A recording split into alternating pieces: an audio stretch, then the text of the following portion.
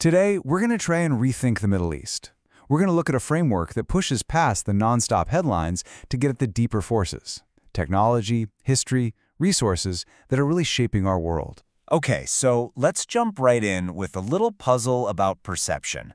It really shows how our view of the same exact region can be completely split. So check this out. The person behind this idea ran a really cool experiment. They gave an AI two almost identical prompts, one in English, the Near East, and the other in German, der Nahe Osten. And the results are, wow. The English prompt gives us this romantic, almost storybook fantasy. But the German one? It spits out this photorealistic but kind of empty and depopulated landscape. It's the perfect picture of the massive gap between our imagined Orient and a much, much more complicated reality. In this famous line from Golda Meir, it just completely nails the tension we're talking about. It perfectly captures that clash between the ancient biblical perception of the land and the modern reality that's all about one thing: oil. All right, let's dig into the first big clue in this whole puzzle.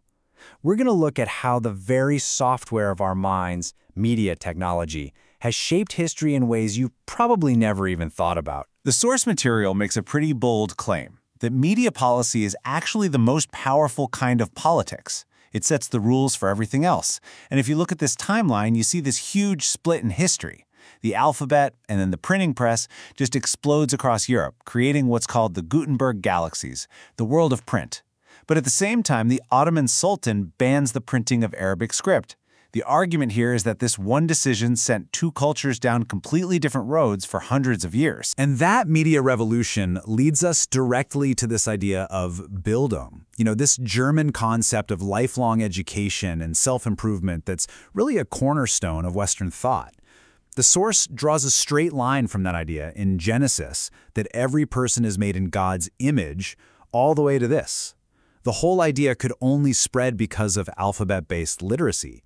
So in a way, our entire education system is an inheritance from this ancient tech revolution. So what's the long-term payoff for a culture that's so deeply rooted in literacy?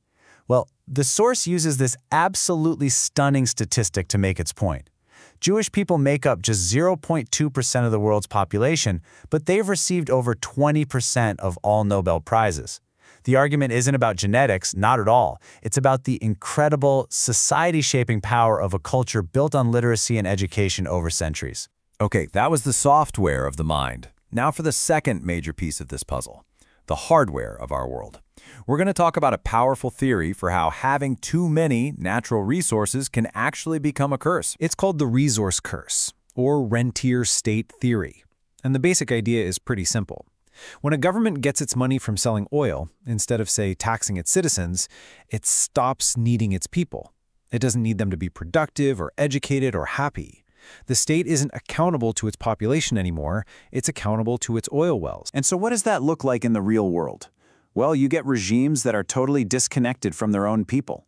Democracy just stalls out, or even goes backward. All that oil money gets used to crush dissent at home and to fund propaganda and export terror abroad. And here's the kicker.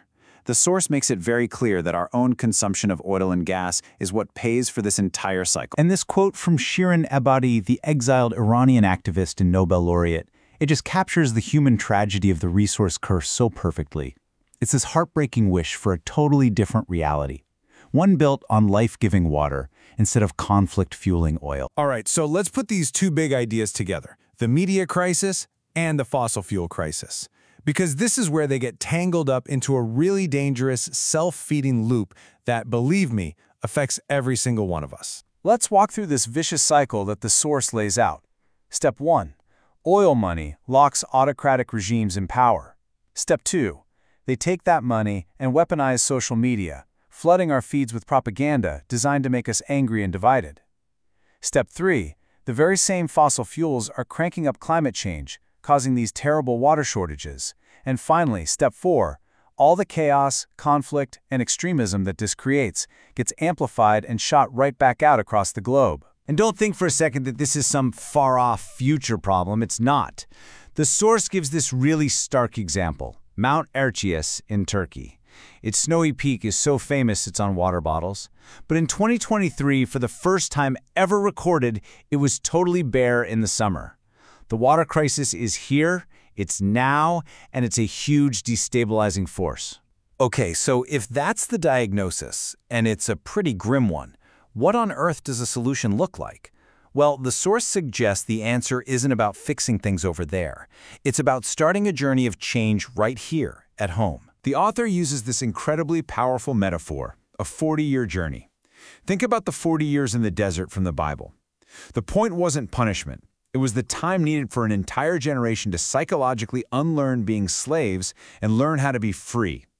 And in the same way, it took Germany 40 years, until 1985, for its president to finally call the end of World War II a day of liberation. The message is crystal clear. Deep, real societal change is slow. It's a generational process. So what can speed things up? This is where the source offers a truly radical reframing of the problem. It talks about renewables as peace energies.